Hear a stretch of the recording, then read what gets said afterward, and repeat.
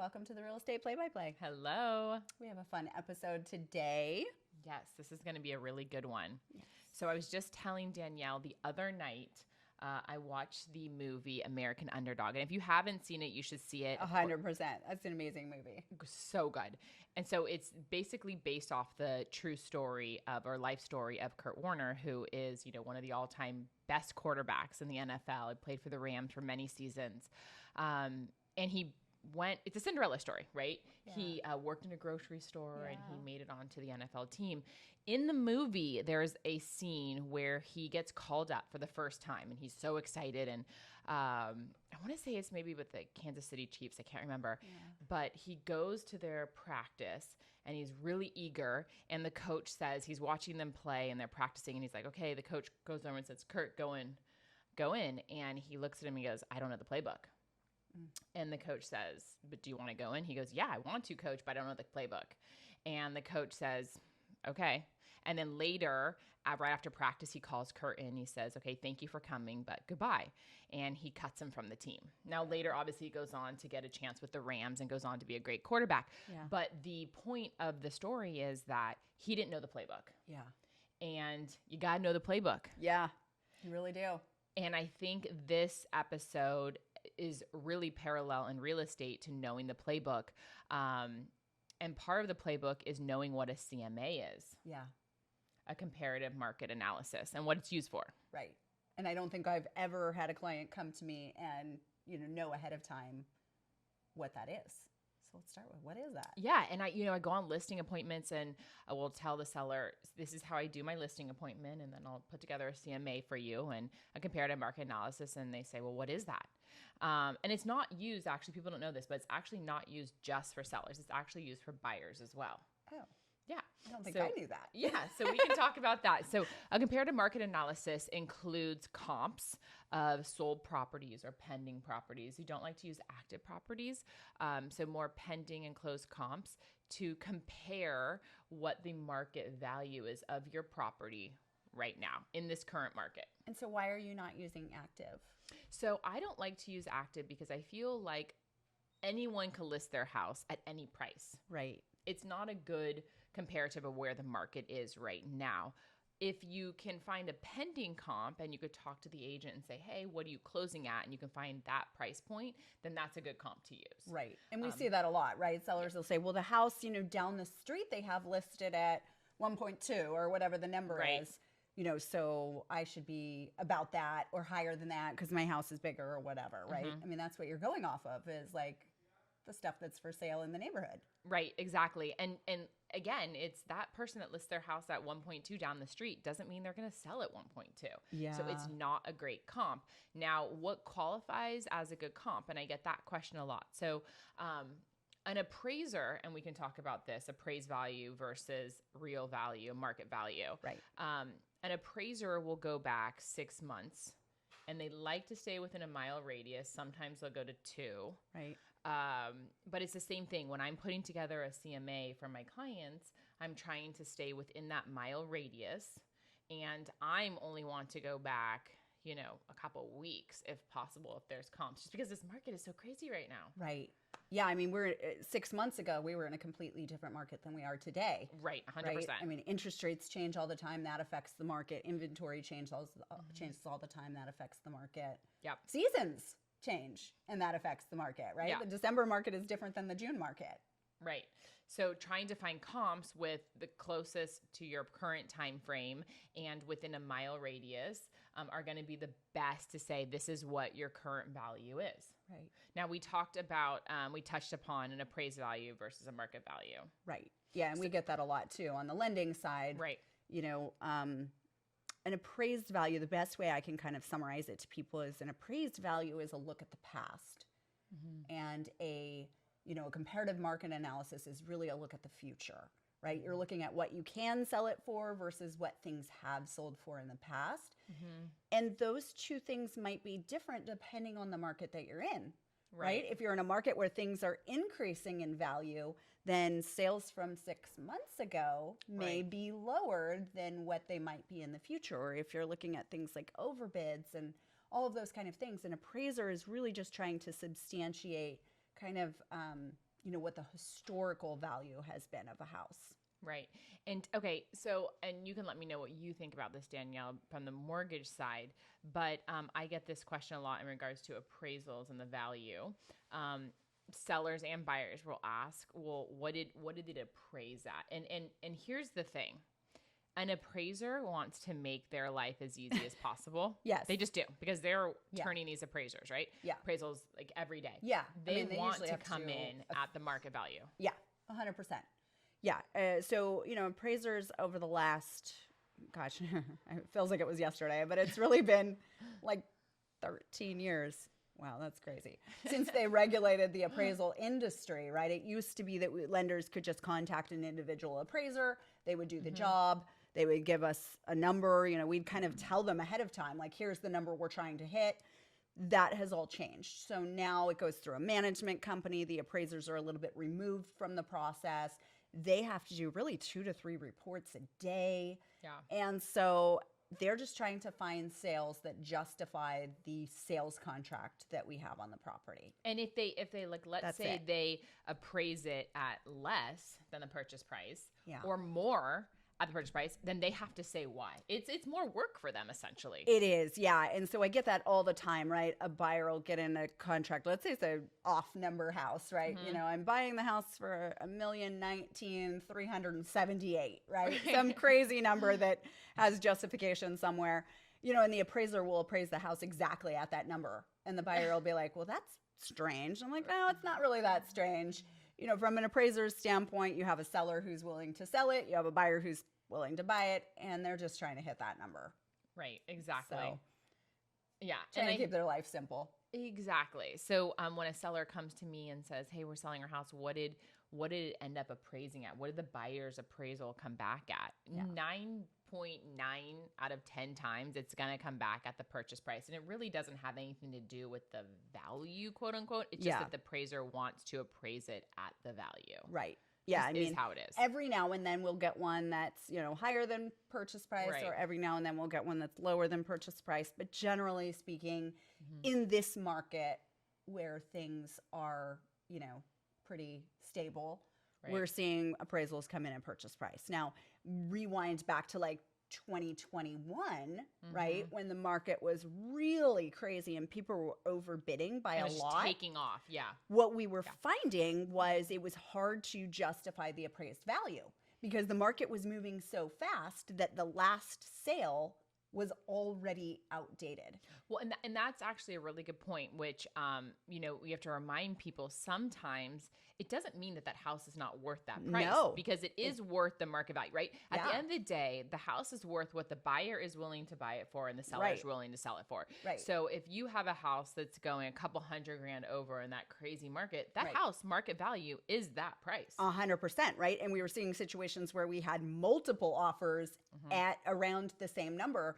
So we knew that house was worth the amount of money that it was selling for, but the appraisal is delayed. It's looking at the past.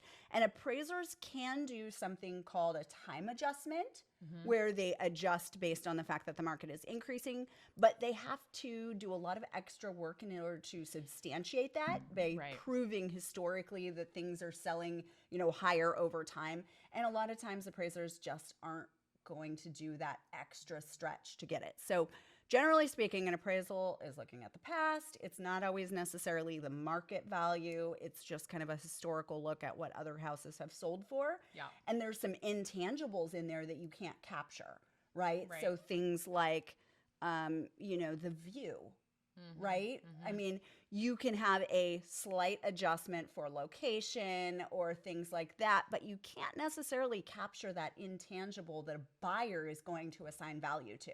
Right. And that the realtor, when they do their CMA, is going to assign value to. And it works the opposite way as well. Right. You know, 100%. Maybe the appraiser is not taking into account that the house is on a really busy road.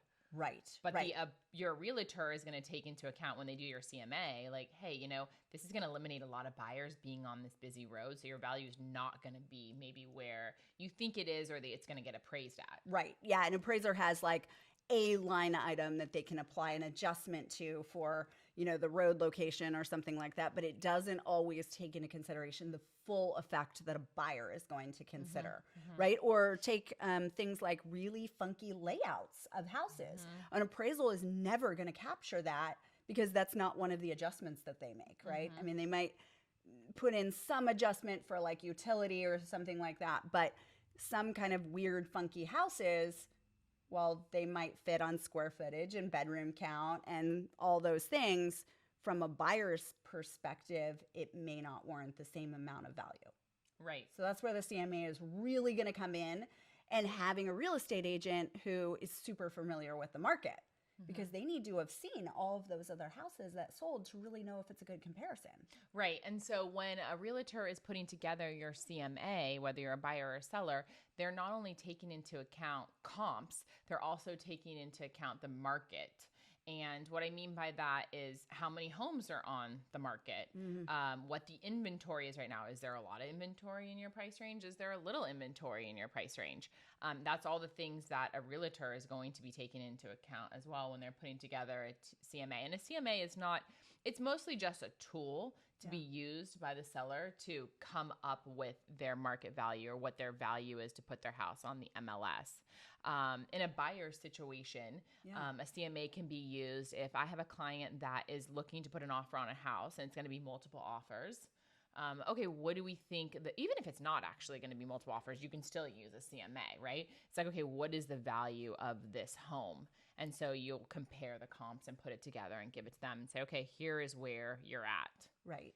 And so does the CMA come up with an actual number, or is it a range? Like, what does that look like? Yeah, that's a good question. So sometimes it has an actual pinpointed number, and then sometimes it'll be a range. And other times what we do, like for example, for sellers is, okay, here is what we would sell your house for. Here's what your house is worth in today's market as is. And I get this a lot because then sellers will say, well, what if I paint the cabinets and I put new flooring in and I paint the outside? What is the value of my property? It's going to be different than what the value is as is. Right. So we put together, here's your price as is, and here's your price if we do this, that, and the other to it. Right. And that's a good point, because things like an appraisal, they simply will not consider, new paint and things like those don't really add to appraised value at all. They're just comparing square footage and lot size and bedroom count and, overall condition.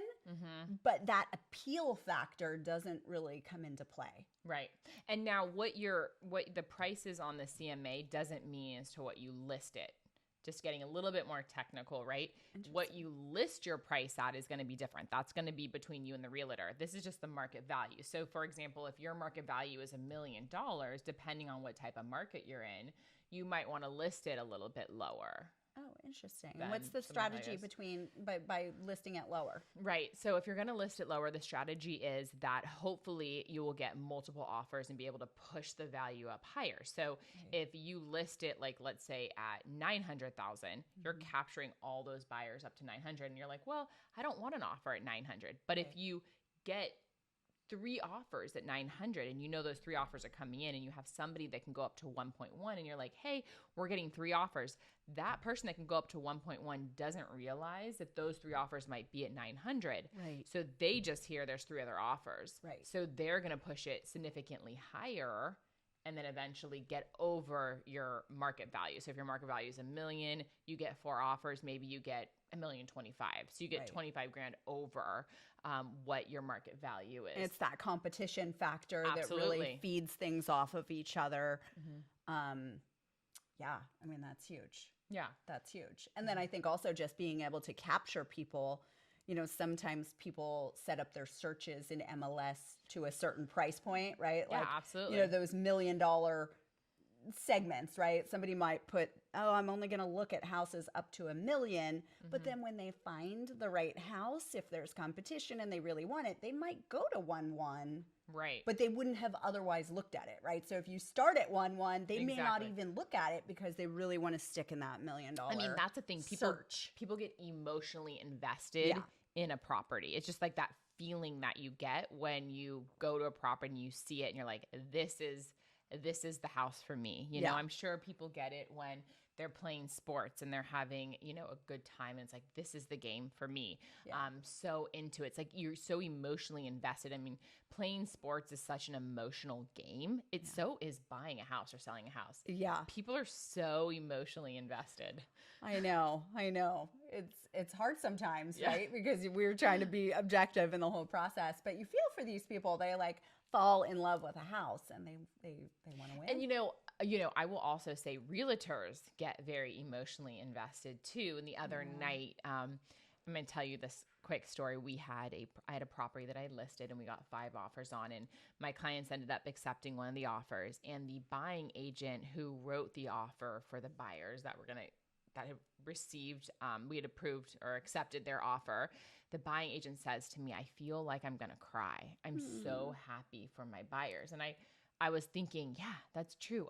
Us as realtors get so invested too in our clients that we get so excited for them when we know like this is the perfect property for them. Like this is going to be life changing. I know. For their clients. I honestly love that part of the job. Yes. I wrote it. I was writing pre-approvals on 4th of July this year for a veteran. Not surprised. I know. Like at the corner of the fairgrounds while the kids are playing, like on my phone, writing pre-approval letters and then calling listing agents and stuff.